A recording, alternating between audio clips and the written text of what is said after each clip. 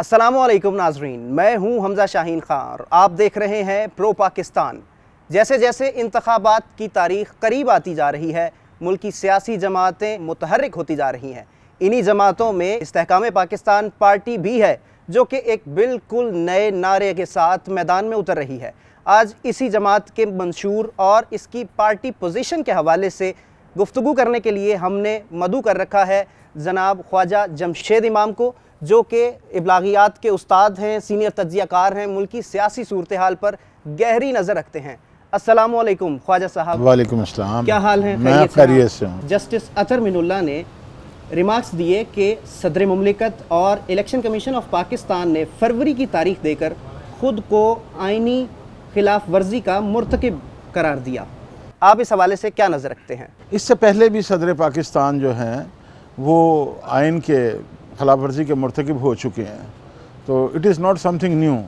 मगर यह है कि अब जो कुछ भी होना है वो 8 फरवरी के बाद ही होना है।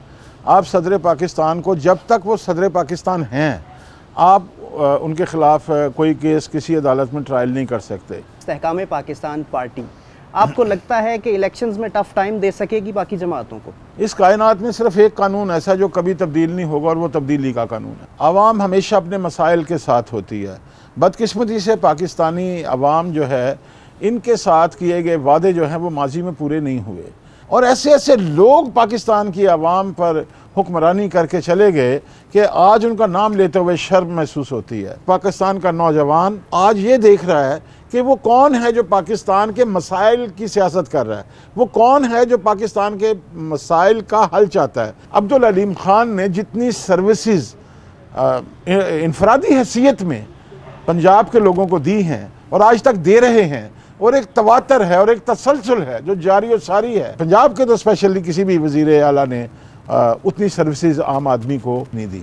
तहरीक इंसाफ के हैवी वेट्स का इस्तेहकाम पाकिस्तान पार्टी ज्वाइन करना, क्या उन्हें धकेला जा रहा है इस तरफ?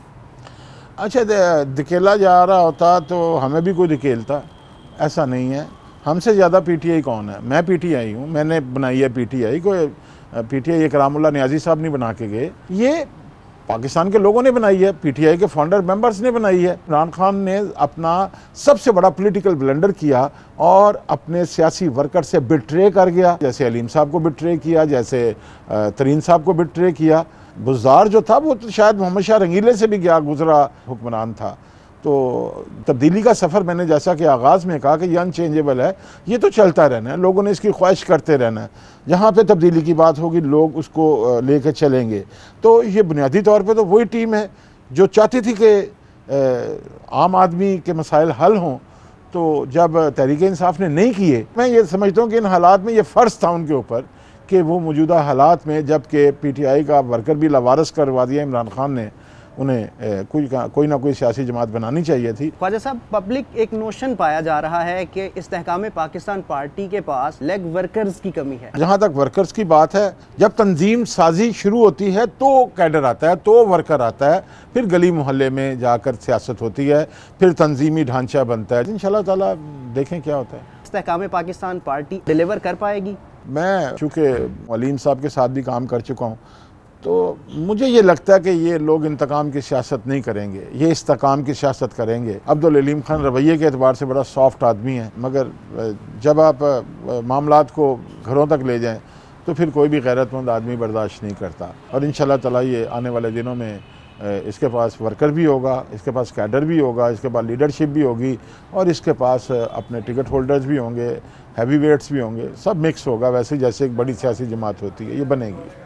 इस्तेहकाम पाकिस्तान पार्टी के जलसे और उनकी एक्टिविटीज़ सिर्फ पंजाब में नज़र आ रही हैं। तो अभी तक जो जलसे हैं, खानेवाल का हो गया, हाफजाबाद का हो गया, ये सारे जलसे बड़े कामयाब जलसे हैं उनके, और उसमें लोगों की भरपूर शिरकत है, और इसका इम्पैक्ट पूरे पंजाब पे जाता है, और पूरे पंजाब का इम्पैक्ट पूरे पाकिस्तान पे जाता है। दैट्स वाई आई थिंक उन्होंने पंजाब को किया। नवाज़ शरीफ पंजाब छोड़कर विफाक संभालेंगे या विफाक छोड़कर पंजाब?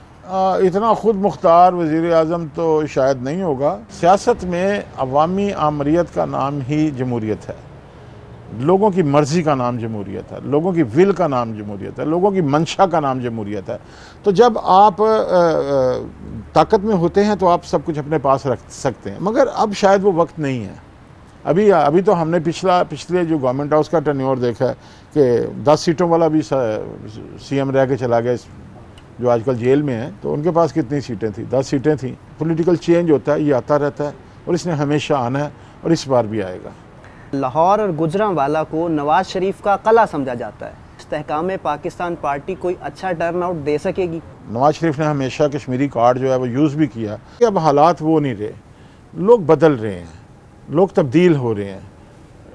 शायद लोगों को समझ आ गया कि लीडरशिप जो है उसे हमें किसी रूहानी रुतबे पे फाइज नहीं करना चाहिए।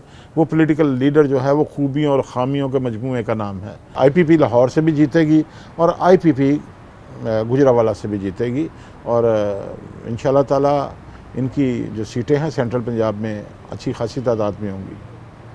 नवाज शरीफ की इमेज बिल्डिंग की जा रही है, IPP इस हवाले से अपने कायदीन के लिए क्या इकदामात कर रही है? अगर आप ये कह रहे हैं कि उनका नवाज शरीफ की इमेज बिल्डिंग के हवाले से काम हो रहा है, तो दरअसल आप ये कह रहे हैं कि नवाज शरीफ को एक नए चेहरे के साथ लाया जा रहा है, यानी कि उसका पुराना चेहरा जो है वो एक्सेप्टेबल नहीं रहा हो। इन्होंने अपने वादे पूरे किए होते आवाम के साथ, तो शायद इन्हें इमेज बिल्डिंग की ज़रूरत ही ना पड़ती। तो जहाँ तक आपने IPP के कायदीन की हवाले से बात की है, तो अब इसमें हंसने वाली बात ही है कि अब्दुल अलीम खान के हवाले से किसी किस्म की इमेज बिल्डिंग की ज़रूरत नहीं है, क्योंकि उसकी इमेज बिल्डिंग आम आदमी कर रहा है। वो आम आदमी जिसे वो डिलीवर कर रहा है, हर महीने डिलीवर करता है, रोज़ाना की बुनियाद पर डिलीवर करता है, हेल्थ से लेकर उनकी छोटी छोटी ज़रूरतों तक के लिए ख्याल रखता है। तो उसकी इमेज बिल्डिंग की ज़रूरत नहीं है। मेरे पास इमरान खान के लातादाद क्लिप्स पड़े हुए हैं जिसमें वो अब्दुल अलीम खान के बारे में ये बता रहे हैं कि अब्दुल अलीम खान जो है वो सखी आदमी है, वो तो खर्च करता है, वो शौकत खानम का सबसे बड़ा डोनर है, दूसरे हॉस्पिटल्स में बहुत बड़ा वो डोनर्स है, और ये जो किडनी वॉश करते हैं उसकी जो मुख्तलिफ अस्पतालों में जो वार्डें हैं वो उनके नाम से चल रही हैं, जेलों से कैदी रहा हो रहे हैं, वाटर फिल्टर प्लांट चल रहे हैं जहाँ पे लोगों को पीने का साफ़ पानी मिल रहा है, ठीक है। इसके अलावा लोगों को मंथली पैसे मिल रहे हैं, उन लोगों को जिनका कोई भी पुरसाने हाल नहीं है, जो कि बुनियादी तौर पर रियासत पाकिस्तान की जिम्मेदारी हैं ये लोग, मगर वो अलीम खान की जेब से जा रहे हैं पैसे, बीमार लोगों के इलाज के लिए पैसे देते हैं।